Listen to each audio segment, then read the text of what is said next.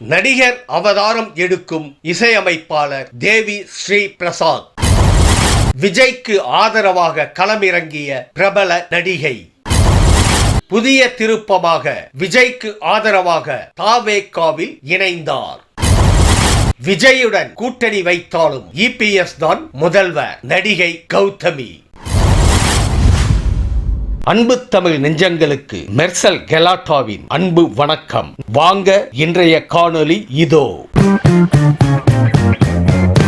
முன்னணி இசையமைப்பாளரான தேவி ஸ்ரீ பிரசாத் கதாநாயகனாக அறிமுகமாக இருப்பதாக தகவல்கள் வெளியாகி உள்ளது. தெலுங்கில் வேணு எல்டண்டி இயக்கத்தில் உருவாக உள்ள எல்லம்மா திரைப்படத்தில் அவர் நடிக்க உள்ளாராம். இதற்காக முழுமையாக தனது உடல் அமைப்பை மாற்றி வருகிறாராம். பல்வேறு முன்னணி படங்களுக்கு இசையமைத்து வந்தாலும் நடிக்க ஆசை இருப்பதை சில பேட்டிகளில் தேவி ஸ்ரீ பிரசாத் வெளிப்படுத்தி இருந்தார் என்பது குறிப்பிடத்தக்கது.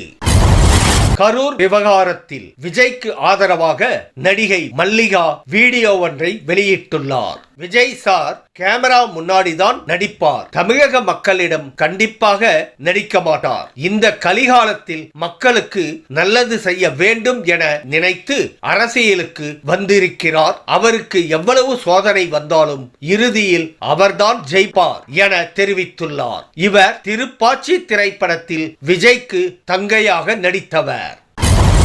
விஜய்க்கு ஆதரவாக அவரது தந்தை எஸ்.ஏ. சந்திரசேகர் தாவேகாவில் இணைந்துள்ளார். அண்மையில் இயக்குனர் அமீர் விஜய்க்கு சரியான வழிகாட்டுதல்கள் இல்லை என்பதால் அவரது தந்தை உதவி செய்ய வேண்டும் என கூறியிருந்தார். எம்ஜிஆர், கருணாநிதி, ஜெயலலிதா ஆகியோருடன் நட்பு வட்டத்தில் இருந்த எஸ்.ஏ. சந்திரசேகர் நல்ல அரசியல் அனுபவம் வாய்ந்தவர். அதனால் தாவேகாவில் இது திருப்பு முனையாக இருக்கும் என அரசியல் நோக்கர்கள் கூறுகின்றனர். இது குறித்த உங்கள் கருத்துக்களை கமெண்ட் பாக்ஸில் பதிவிடுங்க.